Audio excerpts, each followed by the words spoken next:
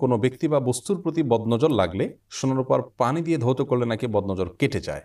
এ সম্পর্কে ইসলাম কি বলে? প্রিয় বোন আমার, প্রথম কথা হলো যে বদনজরের বিষয়ে ইসলামের শরিয়ার দৃষ্টিভঙ্গি কি এ সম্পর্কে আমরা সহিহ মুসলিমের একটি হাদিসে দেখতে পাই। নবী সাল্লাল্লাহু আলাইহি ওয়াসাল্লাম বলেছেন, আল আইনু হাক্কুন, অর্থাৎ কোনো সৃষ্টি, কোনো কিছু বা কোনো মানুষকে দেখে কেউ খুব বেশি অভিভূত হয়ে আগ্রাসী দৃষ্টিতে দেখলে বা রাক্ষসে ভাব নিয়ে দেখলে বা হিংসাত্মক দৃষ্টি থেকে দেখলে এটাকে বদনজর বলা হয়।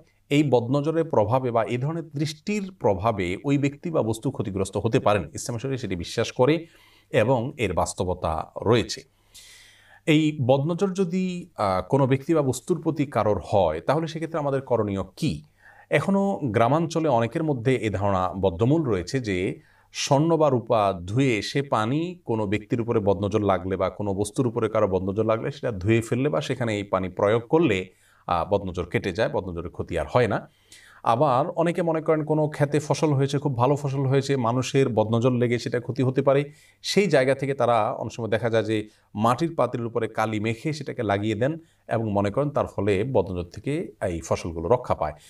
আসলে সেখানে অনেকে মনে করেন যে মাটির পাতিলের উপর যখন কালি মেখে দেওয়া হবে তখন এই কালো কুৎসিত জিনিসটা দেখে ওই ফসলের সৌন্দর্যের প্রতি যে অভিভূত হওয়া সেটি মানুষের আর থাকবে না এবং বদনজর লাগবে না। এই দৃষ্টিভঙ্গি থেকে এটা অনেকে করেন। আবার অনেকে বিভিন্ন পশুর, যেমন গরুর হাড়, চোয়ালের হাড় ইত্যাদি এগুলো ঝুলিয়ে রাখেন ফসলের ক্ষেতে বা বিভিন্ন জায়গায়, মনে করেন যেগুলোর মাধ্যমে বদনজর থেকে রক্ষা পায়। মূলত এই ধারণাগুলো সম্পূর্ণ ভ্রান্ত। এগুলো ইসলামী কোনো বিশ্বাসের সাথে সঙ্গতিপূর্ণ নয়, বরং এর কোনোটি আমাদেরকে শিরকে আসগারের দিকে নিয়ে যেতে পারে। যার কারণে এই সমস্ত বিশ্বাস থেকে আমাদের সরে আসতে হবে। স্বর্ণরূপার পানি ধুয়ে আপনার যার বদনজর হয়েছে, যার প্রতি বা যে বস্তুর প্রতি, সেটিতে ধৌত করার মাধ্যমে কোনো উপকারিতা হাসিল হবে বলে কোরআন হাদিস কোথাও আমাদেরকে বলা হয়নি।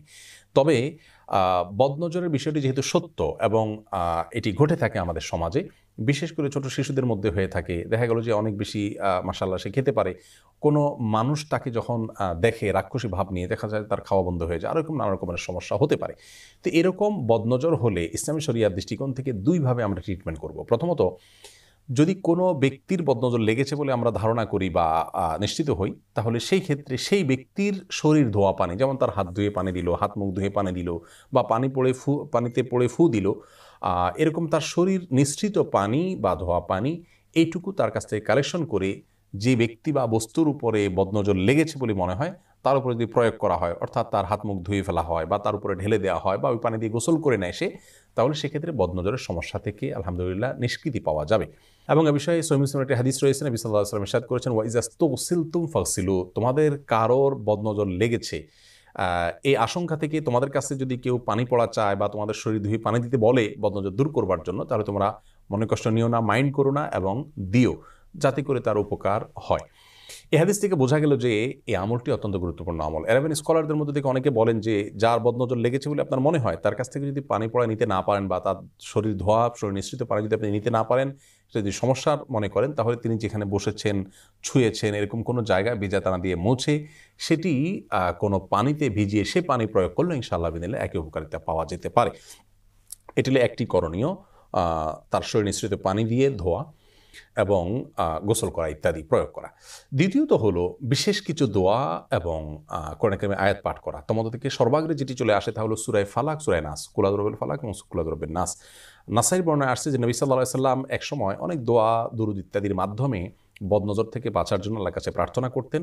এই দুটি সূরা নাজিল হওয়ার পরে তিনি নিয়মিত বদনজর থেকে কারণ নজর লেগেছে এমনটি মনে হলে এই দুটি সূরা তিনি পাঠ করতেন। এগুলো আমরা বিভিন্ন পাঠ করতে পারি। ধরুন, কোনো পানিতে সূরা ফালাক, সূরা নাস পড়ে আপনি ফু দিয়ে সেটি যার পুরো বদনজর হলো তার গায়ে বা সেই বস্তু আপনি ধুয়ে ফেলুন, অথবা পড়ে ডাইরেক্ট সরাসরি ফু দিন। এভাবে বিভিন্নভাবে আপনি এটা পড়তে পারেন বা এমনি পড়তে পারেন।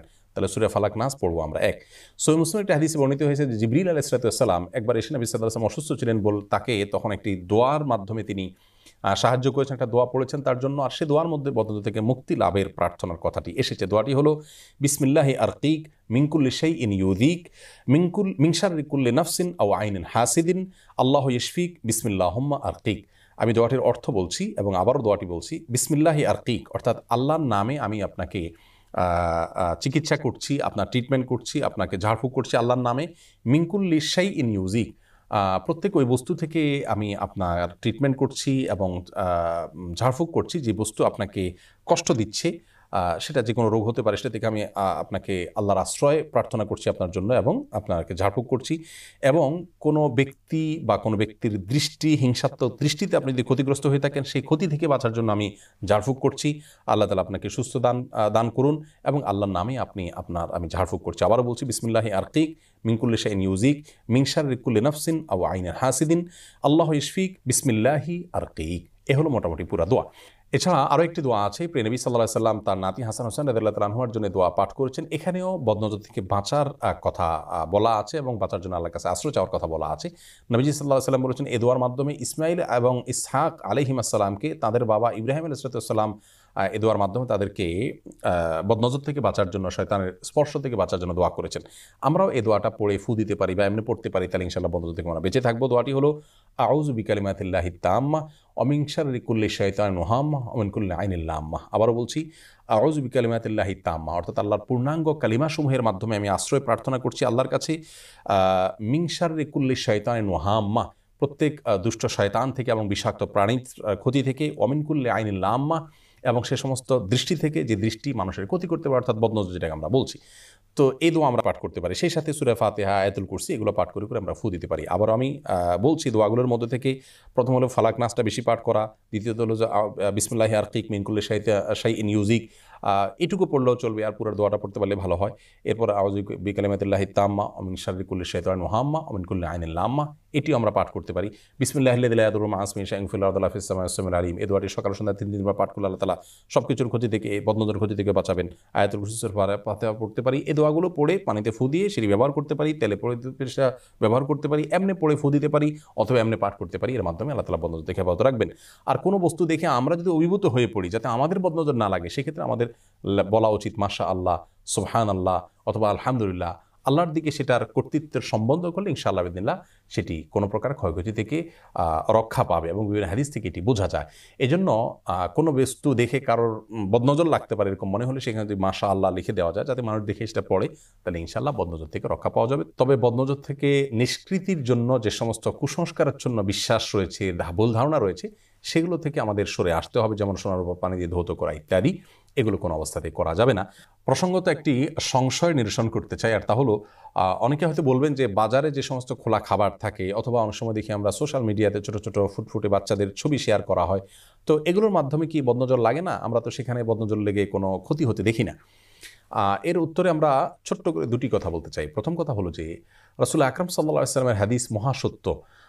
বিজ্ঞান সব কিছুকে সবসময় আবিষ্কার করতে পারে না। রাসূল আকরাম সাল্লাল্লাহু আলাইহি ওয়াসাল্লামের বহু কথা এবং নির্দেশনার বাস্তবতা অনেক পরে এসে বিজ্ঞান প্রমাণ করেছে এবং যথার্থতা এবং উপযুক্ততা সাব্যস্ত করেছে। অতএব নবী আলাইহিস সালাম থেকে বিশুদ্ধভাবে প্রমাণিত বিষয়, সেটি যে সত্য বরং মহাসত্য, সেটিকে সন্দেহ করবার কোনো সুযোগ নেই।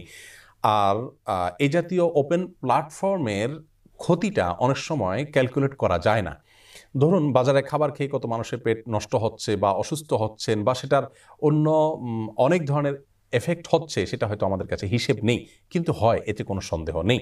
আর তাছাড়া এই জাতীয় বদনজরগুলো ব্যক্তি টু ব্যক্তিতে যেভাবে প্রভাব পড়ে, বা সেই প্রভাবটা যতটা আমাদের কাছে প্রকট বা দৃশ্যমান হয়, এই জাতীয় ওপেন প্ল্যাটফর্মের ক্ষতিগুলো সেভাবে দৃশ্যমান হয় না। কিন্তু নবী সাল্লাল্লাহু আলাইহি ওয়াসাল্লামের যে হাদিস আল আইনু হাক্কুন সহিহ মুসলিমে বর্ণিত হয়েছে, সেটি মহাসত্য, সেটাকে সন্দেহ করবার কোনো সুযোগ নেই।